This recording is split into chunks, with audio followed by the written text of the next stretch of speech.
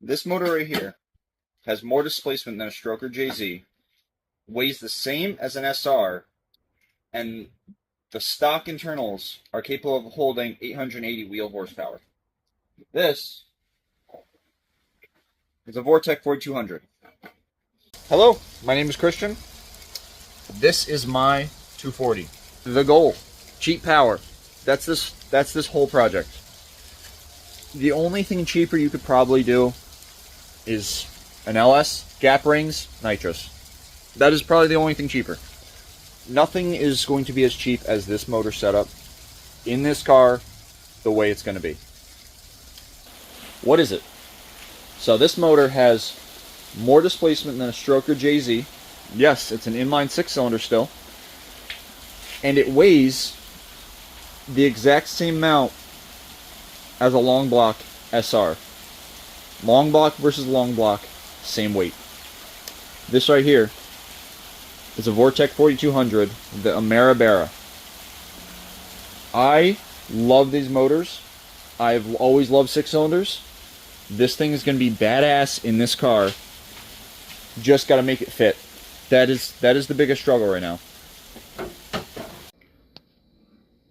These motors are long and they are tall, so fitting them in engine bays is quite tough. Other guys are cutting firewalls and making custom cross members. I'm trying to find the best way to fit this in this car with minimal modifications. Just custom oil pan. Notch this. You don't even need to do this. I was jumping the gun on this because I wanted to use the stock sway bar to be cheap. This would cost you more to have welded than just doing the fucking LS swap sway bar, which extends it from here out to here. It would have been golden. So we need mounts, and we're doing an AR5 transmission, which is essentially an R154 if you didn't know. And then from there, just a custom drive shaft to the back. I'm using stock 240, stock R200 diff. And then I just got to piece this thing together. Power, electric. There is no interior in this thing, so we're kind of going blind. I'm not going to have a speedometer. Unless, yeah, no, there's no way I'm going to have a speedometer. I am actually thinking about making a laptop mount so I can see the HP tuners and see what's up for coolant temp and everything. I'm going to try to get the HP tuners to control the fan and just rely on the laptop for gauges. Supporting mods, right? So, exhaust manifold. I got to find a stock 08. This is an 08 motor. So, I got to find a stock 08 exhaust manifold. Cut it, U-bend, turbo right here. Right? I have a Richard Holdner Performance 3584 RS turbo. Intake manifold, stock. Stock intake manifold. I have a stock pedal, and I'm using the stock electric throttle body. Again, stock harness. Stock harness. It's got, knock sensors here. It's all the sensors are here. I have to take the plate off of this from the other motor. So I'm just going to be swapping things over and just doing some maintenance on this motor, and it's good to go. I assemble it, put it in the car, weld up the turbo manifold, add a wastegate, blow-off valve, intercooler piping, intercooler. I do have to fit a... It's tight. Don't get me wrong, it's tight. I got to fit a radiator in here somehow. I might have to go a little bit smaller and put it in above this. So, but we'll figure it out. It's going to be as cheap as I can possibly do it. Let me put it that way. Fuel system. Fuel rail actually is separate from the intake manifold. It goes in right here. All these ports. And stock injectors are 30-pound injectors. You take those injectors, you decap them, and they become 90-pound injectors. Granted, you got to get them flow tested, obviously.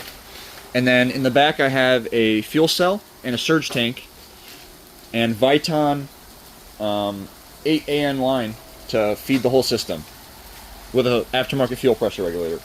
I've been collecting parts for this thing for so long. I am so stoked on this motor. It's going to be a blast. It's just going to be a blast. I'm coming from a guy that's used to 200 horsepower max. So having something reliable, like 600 horsepower on E85, oh my god, it's going to be a fucking blast. Especially, I'm shaving off 100 horsepower from this car, too. The KA is 100 pounds heavier than this 6-cylinder motor. The KA is the stock cast iron block original 4-cylinder that came in this car. It's 100 pounds heavier. This thing's going to be a riot. It's going to be a fucking riot. 60 mile an hour burnouts. That's what I'm looking for. It's going to be sick. Highway burnouts all day. This thing's going to need a slick in order to do something. And I'm all for it. I've never had anything with power, and I think this is going to be it. I'll talk a little bit about some of the shortcomings of this. So besides the custom oil pan, you do have to do custom exhaust manifold, like I said. Most guys run a custom intake manifold as well, but those are pricey. This is a budget build. We're doing this as cheap as possible.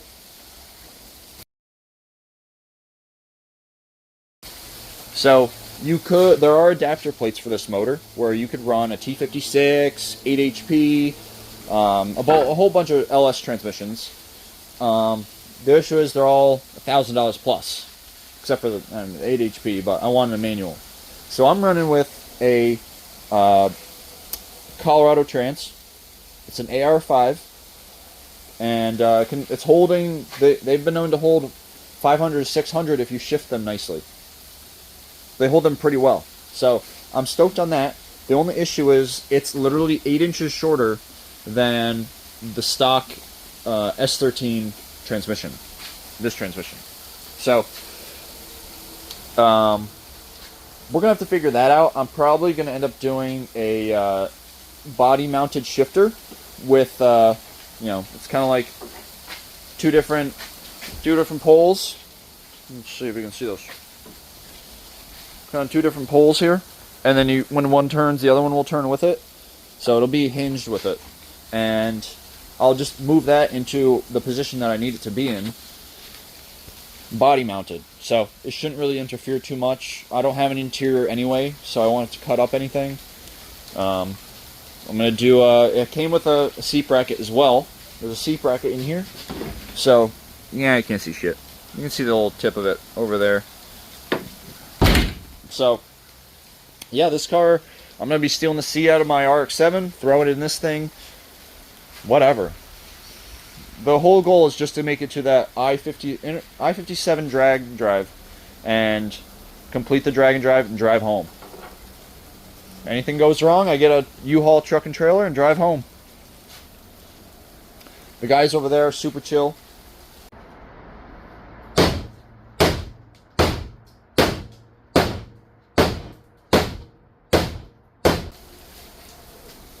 I was messaging the event organizer, and he was super chill, gave me the rundown on the event. I'm going with my buddy Isaac. He's got his Crown Vic that has a manual swap, and he's, I think, now putting a Lightning motor, a Ford Lightning motor in his Crown Vic. So it's going to be sick. It's going to be sick. So I do want to talk about the different stages to this car, though. The first stage is just what I've talked about. We're going full budget build just because I want to do it. I want to do a budget build. Budget builds are the most relatable, and it'll really show what you can do on this completely stock motor. Completely stock. I haven't put pistons, rods in it, nothing. It's going to get some light maintenance. Like, I think I'm going to do a tensioner and, replace gaskets. That's about it. Front main seal, rear main seal, replace those. That's it. But other than that, I'm not doing anything. So, 600 wheel horsepower.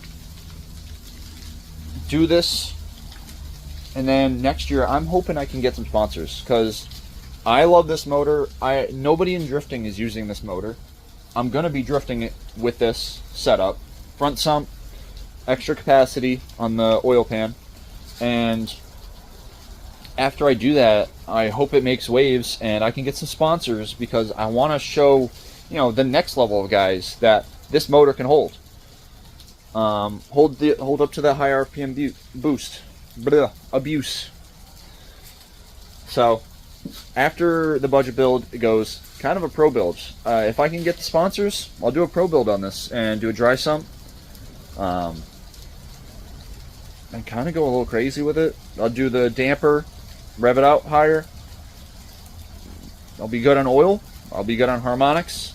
I'll probably have to do springs retainers. And if I'm doing that, I might do cams. Rev it out to 8 grand. It's going to be a trooper. Then that turbo will really sing. Or I can get a smaller turbo for the crazy response. This is a 4-liter motor. It's a 4-liter motor. I was talking with an RB guy. He was like, "Oh, that's a lot of turbo. I don't know if that's going to spool." I was like, "Dude, I have an extra liter of a displacement on top of you. I'm not too worried about it." And it's got the VVTi, whatever GM calls it, VVTi on the exhaust side, so you can gain a little extra response off of that. Maybe eventually I'll go standalone ECU with it, see what that can do. But again, it all dictates. It all depends on the sponsors, because I'm not made of money. But I do want to push this platform and expose it to drifters. Drifters. I mean, it's been used in drag racing and dirt ovals and stuff, but nobody really seems to be using it much in drifting, and nobody seems to be finishing it for drifting. I know of a couple other 240s that are using it, but I think this car will really expose how dope this motor is in what it can do. So, follow, like, comment, subscribe. I know I'm a little delusional. It's fine. I like being different. So, I hope you like what I'm doing. I'm going to try to post as much as I can. Please just follow the build. Like, comment, subscribe. I don't have Patreon. There's nowhere to donate. Just holler at me if you got sponsorships. Thank you.